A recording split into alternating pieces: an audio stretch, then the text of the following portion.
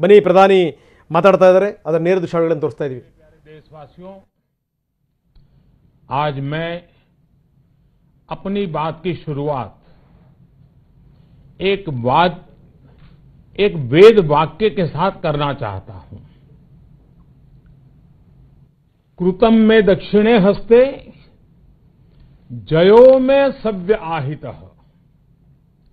इस बात को भारत के संदर्भ में देखें तो बहुत सीधा साधा अर्थ यही है, हमारे देश ने एक तरफ कर्तव्य का पालन किया तो दूसरी तरफ उसे बड़ी सफलता भी मिली। कल 21 अक्टूबर को भारत ने 1 बिलियन 100 करोड़ वैक्सीन डोज का कठिन लेकिन असाधारण लक्ष्य प्राप्त किया है। इस उपलब्धि के पीछे 130 करोड़ देशवासियों की कर्तव्य शक्ति लगी है। इसलिए ये सफलता भारत की सफलता है, हर देशवासी की सफलता है। मैं इसके लिए सभी देशवासियों को हृदय से बधाई देता हूं। साथियों, 100 करोड़ वैक्सीन डोज ये केवल एक आंकड़ा नहीं है, ये देश के सामर्थ्य का प्रतिबिंब है, इतिहास के नए अध्याय की रचना है। ये उस नए भारत की तस्वीर है जो कठिन लक्ष्य निर्धारित कर उन्हें हासिल करना जानता है। ये उस नए भारत की तस्वीर है जो अपने संकल्पों की सिद्धि के लिए परिश्रम की पराकाष्ठा करता है। साथियों, आज कई लोग भारत के वैक्सीनेशन प्रोग्राम की तुलना दुनिया के दूसरे देशों से कर रहे हैं। भारत ने जिस तेजी से 100 करोड़ का 1 बिलियन का आंकड़ा पार किया है, उसकी सराहना भी हो रही है। लेकिन इस विश्लेषण में एक बात अक्सर छूट जाती है कि हमने ये शुरुआत कहां से की है। दुनिया के दूसरे बड़े देशों के लिए वैक्सीन पर रिसर्च करना, वैक्सीन खोजना, इसमें दशकों से उनकी महारत है, एक्सपर्टाइज थी। भारत अधिकतर इन देशों की बनाई वैक्सीनेशन पर ही निर्भर रहता था, हम बाहर से मंगवाते थे। इसी वजह से जब 100 साल की सबसे बड़ी महामारी आई तो भारत पर सवाल उठने लगे, क्या भारत इस वैश्विक महामारी से लड़ पाएगा? भारत दूसरे देशों से इतनी वैक्सीन खरीदने का पैसा कहां से लाएगा? भारत को वैक्सीन कब मिलेगी? भारत के लोगों को वैक्सीन मिलेगी भी या नहीं? क्या भारत इतने लोगों को टीका लगा पाएगा कि महामारी को फैलने से रोक सके? भांति भांति के सवाल थे। लेकिन आज ये 100 करोड़ वैक्सीन डोज हर सवाल का जवाब दे रहा है। भारत ने अपने नागरिकों को 100 करोड़ वैक्सीन डोज लगाई हैं और वो भी मुफ्त, बिना पैसा लिए। साथियों, 100 करोड़ वैक्सीन डोज का एक प्रभाव ये भी होगा कि दुनिया अब भारत को कोरोना से ज्यादा सुरक्षित मानेगी। एक फार्मा हब के रूप में भारत को दुनिया में जो स्वीकृति मिली हुई है, उसे और मजबूती मिलेगी। पूरा विश्व आज भारत की इस ताकत को देख रहा है, महसूस कर रहा है। साथियों, भारत का वैक्सीनेशन अभियान सबका साथ, सबका विकास, सबका विश्वास और सबका प्रयास का सबसे जीवंत उदाहरण है। कोरोना महामारी की शुरुआत में ये भी आशंकाएं व्यक्त की जा रही थी कि भारत जैसे लोकतंत्र में इस महामारी से लड़ना बहुत मुश्किल होगा। भारत के लिए, भारत के लोगों के लिए ये भी कहा जा रहा था कि इतना संयम, इतना अनुशासन यहां कैसे चलेगा। लेकिन हमारे लिए लोकतंत्र का मतलब है सबका साथ। सबको साथ लेकर देश ने सबको वैक्सीन, मुफ्त वैक्सीन का अभियान शुरू किया। गरीब, अमीर, गांव, शहर, दूर सुदूर, देश का एक ही मंत्र रहा कि अगर बीमारी भेदभाव नहीं करती तो वैक्सीन में भी भेदभाव नहीं हो सकता। इसलिए यह सुनिश्चित किया गया कि वैक्सीनेशन अभियान पर वीआईपी कल्चर हावी न हो। कोई कितने ही बड़े पद पर क्यों न रहा हो, कितना ही धनी क्यों न रहा हो, उसे वैक्सीन सामान्य नागरिकों की तरह ही मिलेगी।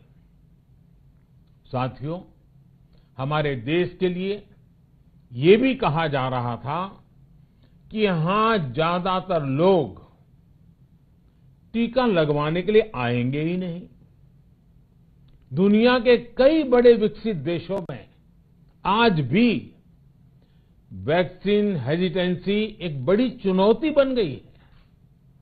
लेकिन भारत के लोगों ने 100 करोड़ वैक्सीन डोज लेकर ऐसे लोगों को निरुत्तर कर दिया है। साथियों, किसी अभियान में जब सबका प्रयास जुड़ जाता है तो परिणाम अद्भुत ही होते हैं। हमने महामारी के खिलाफ देश की लड़ाई में जन भागीदारी को अपनी पहली ताकत बनाया। फर्स्ट लाइन ऑफ डिफेंस बनाया। देश ने अपनी एकजुटता को ऊर्जा देने के लिए ताली, थाली बजाई, दिए जलाए।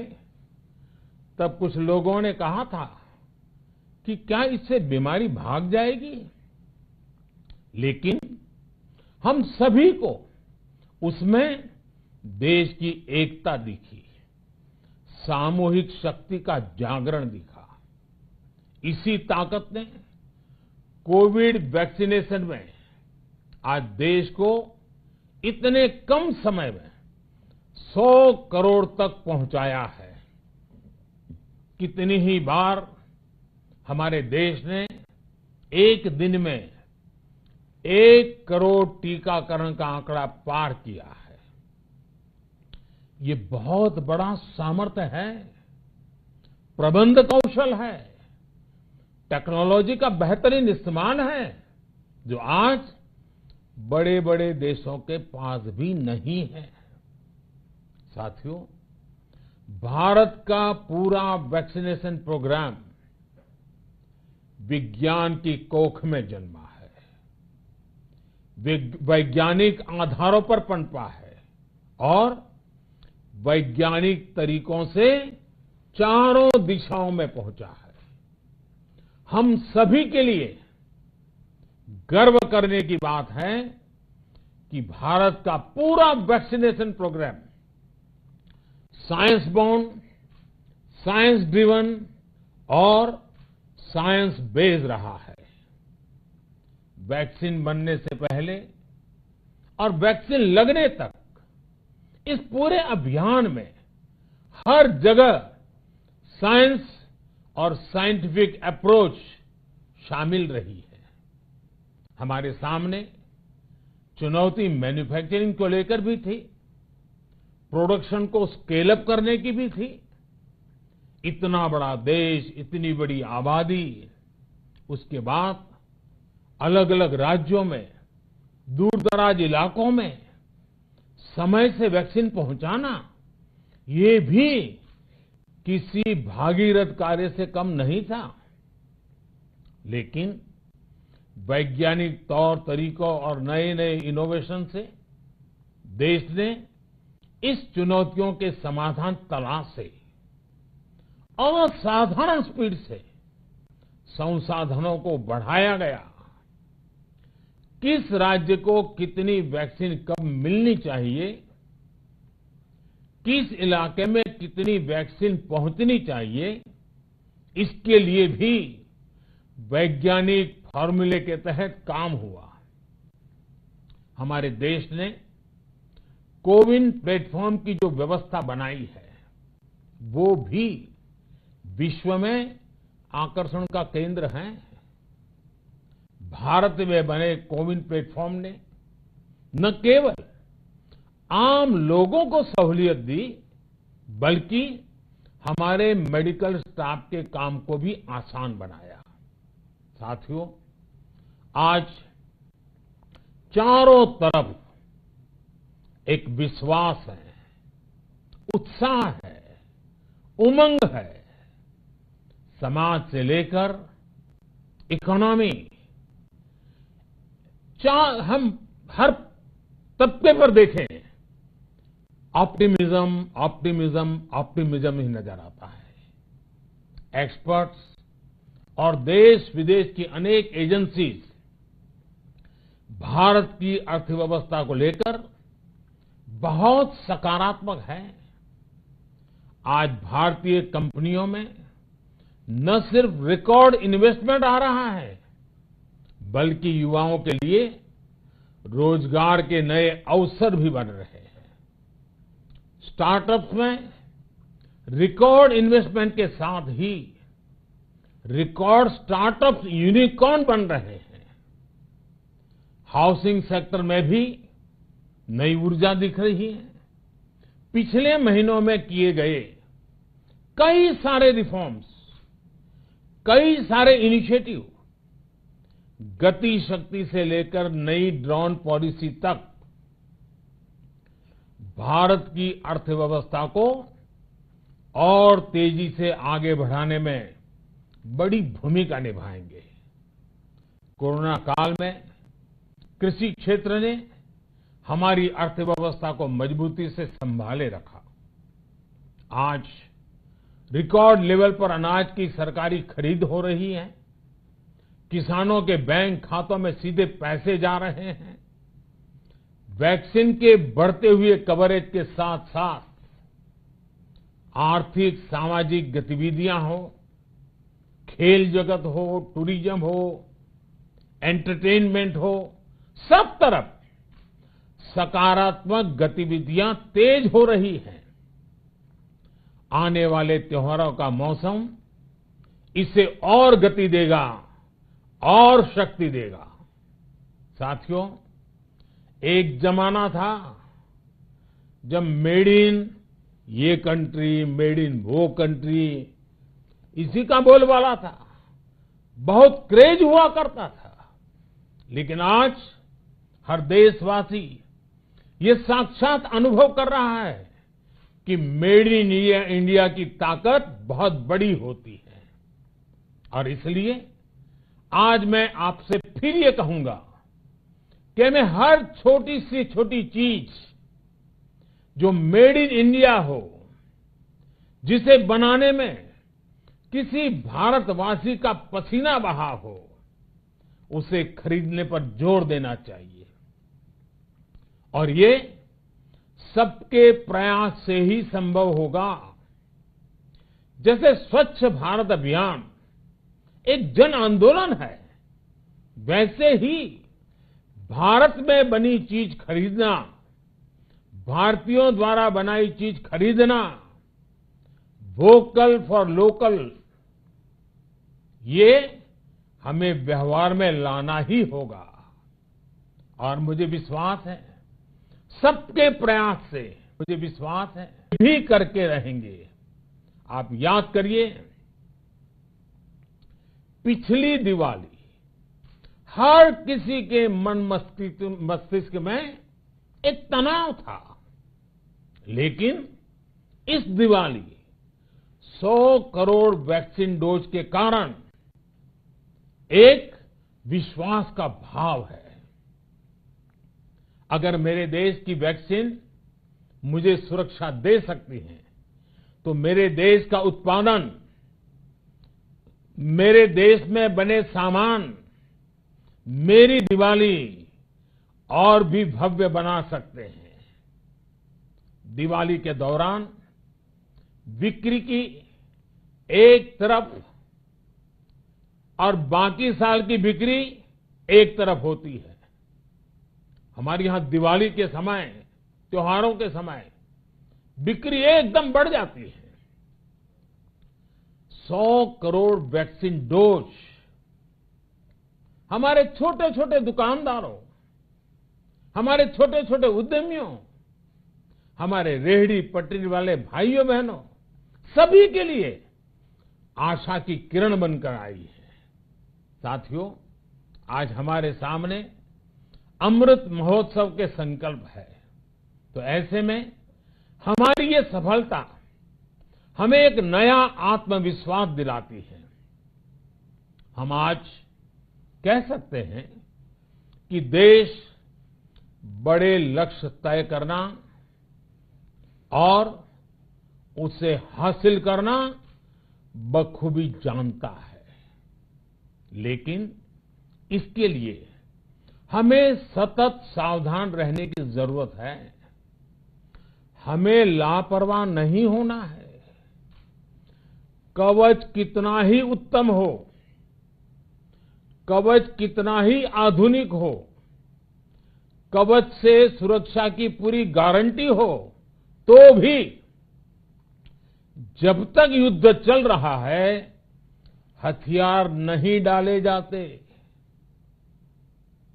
मेरा आग्रह है कि हमें अपने त्योहारों को पूरी सतर्कता के साथ ही मनाना है। और जहां तक मास्क का सवाल है, कभी कभी जरा, लेकिन अब तो डिजाइन की दुनिया भी मास्क में प्रवेश चुकी है। मेरा इतना ही कहना है, जैसे हमें जूते पहन करके ही बाहर जाने की आदत लग गई है ना, बस वैसे ही मास्क को भी एक सहज स्वभाव बनाना ही होगा।